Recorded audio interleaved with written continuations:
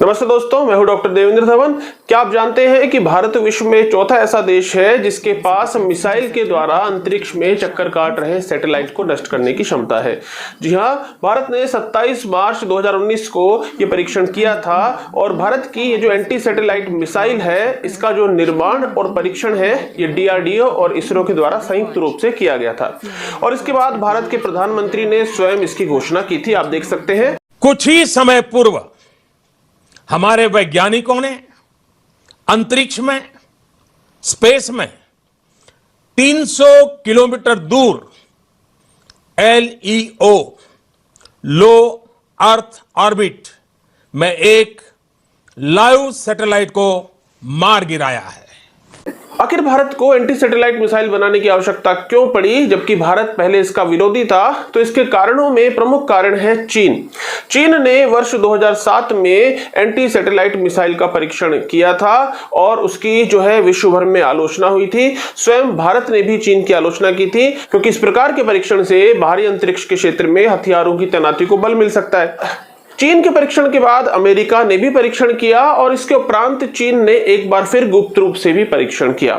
तो ऐसे स्थितियों में भारत के सामने एक चुनौती उत्पन्न हो गई कि यदि चीन जो है वो भारत के सैटेलाइट्स को नष्ट कर दे तो काफी समस्या भारत के लिए उत्पन्न हो सकती है। और ये जो बाहरी अंतरिक्ष के क्षेत्र में चीन की जो बढ़ती हुई शक्ति है, कहीं ना कहीं भारत के लिए उसका प्रत्युत्तर देना जो है आवश्यक हो गया, जबकि इससे पहले भारत जो है इस प्रकार की मिसाइलों के निर्माण का विरोधी रहा है।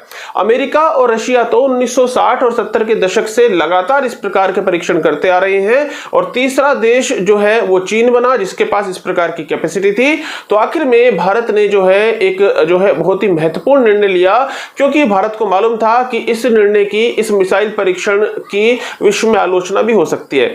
लेकिन जब भारत ने परीक्षण किया तो पाकिस्तान ने भारत की आलोचना जरूर की, लेकिन चीन ने एक बहुत संतुलित बयान दिया था और अमेरिका और बाकी अन्य देशों के द्वारा जो है भारत की किसी प्रकार से कोई आलोचना नहीं की गई। हालांकि नासा ने इतना जरूर कहा था कि ये जो एंटी सैटेलाइट जो मिसाइल है, इसने जिस सैटेलाइट को जो नष्ट किया है उससे 6000 से ज्यादा टुकड़े उत्पन्न हुए हैं और ये इंटरनेशनल स्पेस स्टेशन के लिए खतरा हो सकते हैं।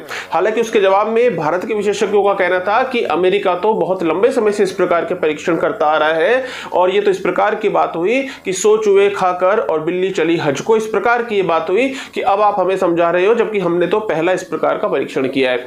भारत की सरकार के द्वारा भी ये स्पष्ट किया गया कि ये जो हमारी एंटी सैटेलाइट मिसाइल है ये किसी को डराने के लिए नहीं है, ना ही अंतरिक्ष के क्षेत्र में ये जो है हथियारों को बढ़ावा देने से संबंधित है। ये तो हमारी प्रतिरक्षा के लिए, हमारी खुद की प्रतिरक्षा के लिए बनाई गई मिसाइल है, क्योंकि ये एक डेटरेंस का काम करेगी। इस प्रकार से भारत की जो परमाणु बम की नीति है, नो फर्स्ट यूज की नीति, कि भारत की जो परमाणु हथियार है वो दुश्मन को डराने के लिए नहीं है बल्कि वो तो रक्षा के लिए है और भारत कभी भी पहला जो है परमाणु बम का हमला नहीं करेगा, हमले को झेलेगा, उसके उपरांत जो है उत्तर देगा।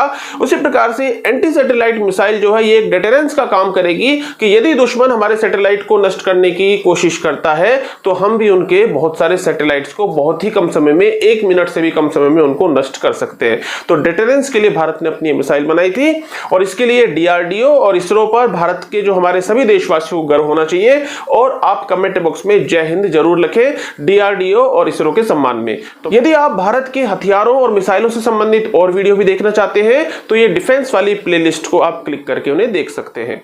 तो मिलते हैं नेक्स्ट वीडियो में।